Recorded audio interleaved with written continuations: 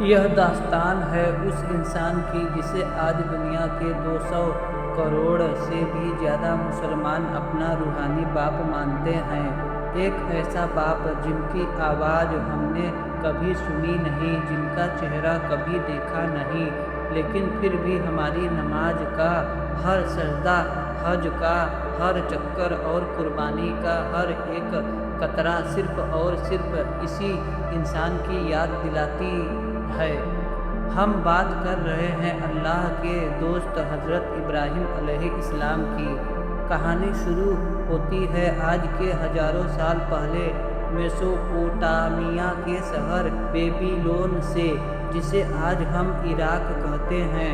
یہاں ہر گھر اور ہر بازار میں پتھروں، لکڑیوں اور سونے کے بتوں کی پوجا ہوتی تھی۔ ان جھوٹے خداؤں کو بنانے والا تھا اس شہر کا سب سے ماہر بت تراش آزار۔ لیکن ایک دن اللہ نے آزار کے اسی آنگن میں وہ روشنی پیدا کی جو پوری دنیا کو توحید کا سبق سکھانے والی تھی۔ آزار کے گھر بیٹا پیدا ہوا جس کا نام رکھا گیا ابراہیم علیہ السلام۔ ابراہیم علیہ السلام بچپن سے ہی عام بچوں جیسے نہیں تھے۔ اللہ نے انہیں ایک ایسا پاک دماغ دیا تھا جو ہر چیز پر سوال اٹھاتا تھا۔ وہ اپنے والد سے پوچھتے، ابا کیا یہ پتھر سون سکتے ہیں؟ کیا یہ دیکھ سکتے ہیں؟ آزار کے پاس کوئی جواب نہیں ہوتا، وہ صرف اتنا کہتا، ابراہیم ایسی باتیں نہیں کرتے، یہ ہمارے باپ دادا کا طریقہ ہے۔ جب ابراہیم علیہ السلام جوان ہوئے تو انہوں نے بیبیلون کے دیوتاؤں کو پوری طرح نکار دیا۔ ایک دن جب پورا شہر ایک میلے میں گیا ہوا تھا، ابراہیم علیہ السلام نے مندر میں گھس کر سارے چھوٹے بتوں کو کلہاڑی سے توڑ دیا اور کلہاڑی سب سے بڑے بت کے کندھے پر رکھ دی۔ جب لوگوں نے آ کر پوچھا کہ یہ کس نے کیا تو انہوں نے کہا، اپنے اس بڑے خدا سے پوچھ لو اگر یہ بول سکتا ہے۔ لوگ سناٹے میں آ گئے، وہ سمجھ گئے کہ یہ بول نہیں سکتے، لیکن پھر بھی اپنی ضد میں انہوں نے سچ میں منہ پھیر لیا۔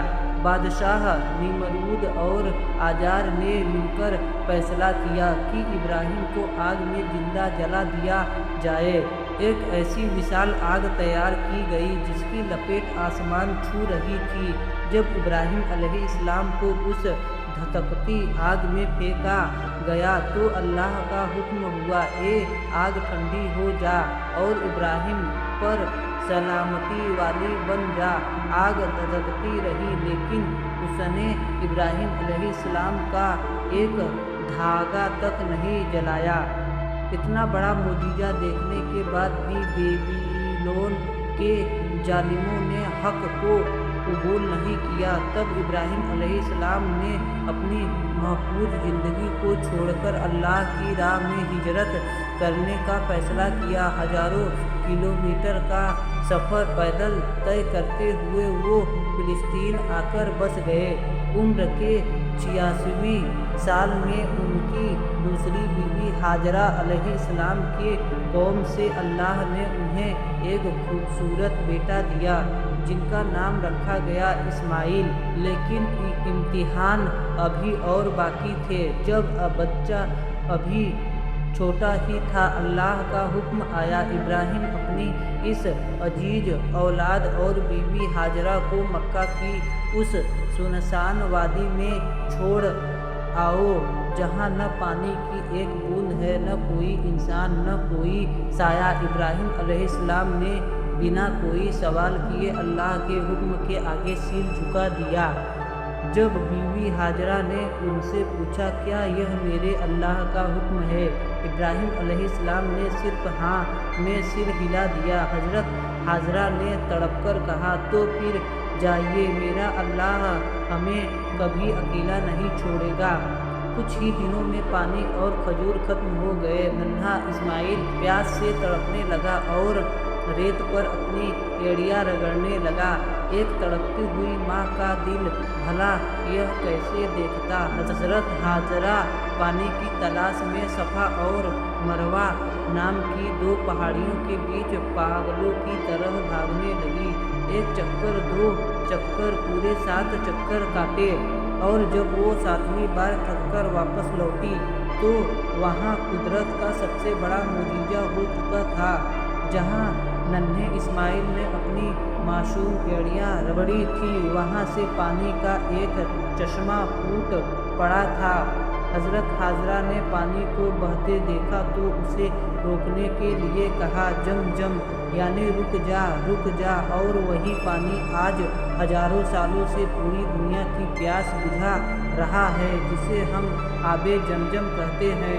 यहीं से मक्का का शहर आबाद हुआ। जब इस्माइल अलैहिस्सलाम बड़े हुए तो अल्लाह ने ख्वाब में इब्राहिम अलैहिस्सलाम से उनकी सबसे प्यारी चीज़ यानी उनके बेटे इस्माइल की कुर्बानी मांग ली। और जब बाप ने बेटे के गले पर छुरी फेरने में 1 सेकंड की भी देरी नहीं की तो अल्लाह ने उनकी इस वफादारी को कबूल कर लिया और छुरी के नीचे ज़िबह होने के लिए दुम्बा आ गया। आज जब हम बकरा और कुर्बानी करते हैं तो कुछ लोग सवाल उठाते हैं कि इस पैसे से स्कूल या हॉस्पिटल क्यों नहीं खोल दिए जाते। शायद वो लोग कुर्बानी का असली मकसद नहीं जानते। कुर्बानी सिर्फ एक जानवर का गला काटना नहीं है। कुर्बानी इस बात की गवाही है बल्कि उस अल्लाह के हाथ में है जिसने हमें पैदा किया है। इस बार जब आप कुर्बानी करें तो अपने अंदर से उस इस्माइल को तलाश कीजिए, यानी अपनी वो ख्वाहिश, अपना वो घमंड या अपनी वो कमजोरी जिसे आप अल्लाह की राह में कुर्बान करने से डरते हैं। अगर आपको यह वीडियो पसंद आई हो तो लाइक और चैनल को सब्सक्राइब ज़रूर करें। मिलते हैं अगले वीडियो में।